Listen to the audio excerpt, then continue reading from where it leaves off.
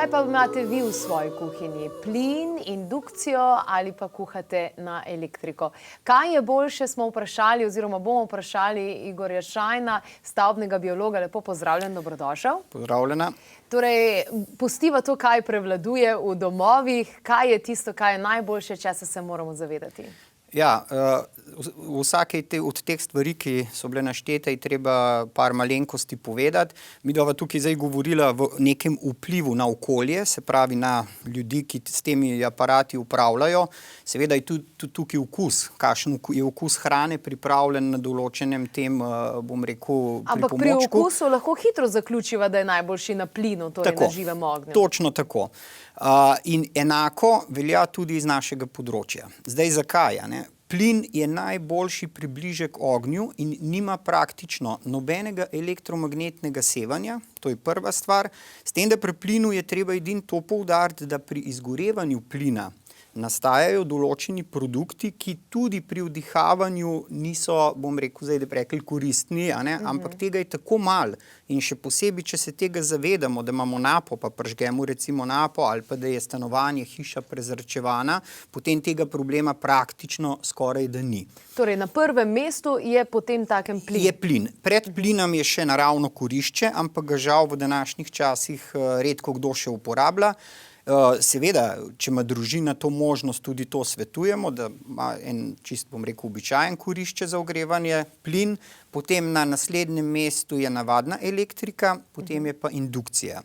Indukcija je torej najslabša? Najslabša iz tega vidika, o čemer se midva danes pogovarjava. Zakaj? Zaradi tega, ker indukcija pri svojem delovanju oddaja tako električno polje kot magnetno polje. Najbolj problematično je pa ravno magnetno polje, ki je zelo visoko. Se pravi, če gledava tik ob indukciji, ker magnetno polje zelo hitro pada, se pravi, če mi stojimo 2 metra od indukcije, tega učinka ni več. Ljudje imajo napačno zmoto, da recimo, če nekdo v kuhinji indukcijo uporablja, da bo, ne vem, nek otrok ali nekdo, ki je 4-5 metrov oddaljen, zaradi tega mu kakšne negativne vplive. To ne drži. Se pravi, indukcija ima vpliv na človeka, ki z indukcijo upravlja, se pravi kuha, stoji ob štedilniku oziroma ob plošči, tukaj pa ja. Kaj pa nosečnica? To je pa sploh treba poudariti. Se pravi, v času nosečnosti in pa še posebej, pa tudi mali otroci, ker recimo tudi sam imam doma dvoletnika, za katerega smo v kuhinji kupili eno tako pručko, da lahko zleze gor, da lahko pomaga.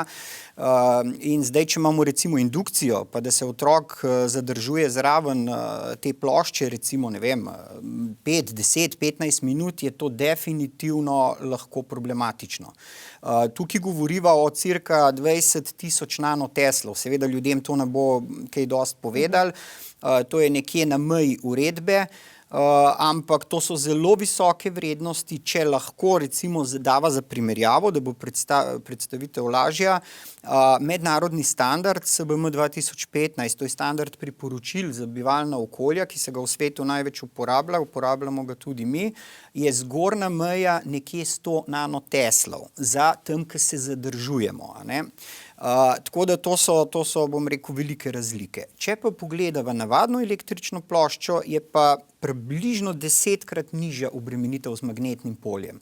Se pravi, smo tam nekje približno, odvisno je od modela do modela, ampak tam med 1500-2000 nanoteslov. Tako da, če že nekdo zaradi takega ali drugačnega razloga ne more imeti plina, ker imamo tudi ljudje, ki imajo pomisleke pri plinu, bojijo se eksplozije, da bi prišlo do kakšne okvare. V takem primeru je potem boljš iz tega stališča, kar midva danes govoriva, električno, se pravi, kuhališče.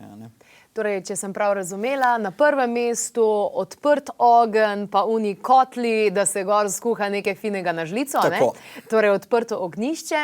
Na drugem mestu plin, ker je še vedno največji približek ognja. Na drugem mestu elektrika, pa neki cajta nič, pa na tretjem mestu, zadnjem mestu indukcija. Tako. Je pa res, da tako, kot je bilo že rečeno, žal se pa ljudje največ nagibajo k indukciji, ampak zaradi tega, ker nimajo informacij. Ker če recimo informacije, o katerih midva danes govoriva, je treba že pobrskati po spletu, je treba imeti nekaj znanja iz tega področja. Če gremo kupiti te produkte v trgovino, v teh zadevah ne bojo najbolj verjetno stranko razpravljala, ne, tako da... Odlično, hvala lepa. Zdaj informacijo imate, širite jo naprej. Super, naslednje.